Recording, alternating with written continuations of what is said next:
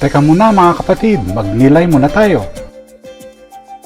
Alam mo ba na may mga langgam na nagpapagaling sa kanilang mga sugatang kasamahan?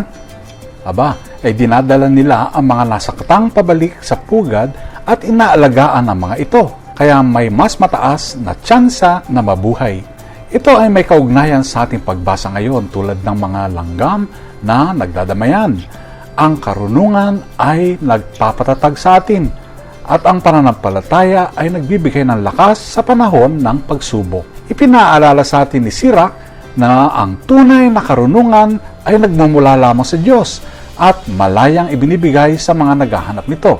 Tulad ng likas na paggaling ng mga langgam sa isa't isa, ang karunungan ng Diyos ay gumagabay at nagpapanatili sa atin kung tayo ay nagtitiwala sa Kanya. Sa Ebanghelyo, pinagaling ni Jesus ang isang batang sinasapian ng masamang espiritu. Ngunit bago ito mangyari, sinabi niya sa ama ng bata, lahat ay posible para sa naniniwala.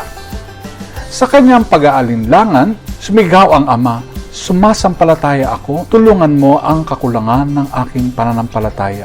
Ipinapakita nito na hindi kailangan perpekto ang ating pananampalataya. Sapat na ang taos-puso nating pagtitiwala sa Diyos. Tulad ng mga langgam na nagtutulungan upang mabuhay, dapat tayong umasa sa karunungan ng Diyos at matibay na pananampalataya sa Kanya upang malampasan ang anumang pagsubok. Kahit mahina ang ating pananampalataya minsan, handa ang Diyos na palakasin tayo. Ikaw ba ay lubos na nagtitiwala sa karunungan ng Diyos? O umaasa lamang sa iyong sariling kakayahan?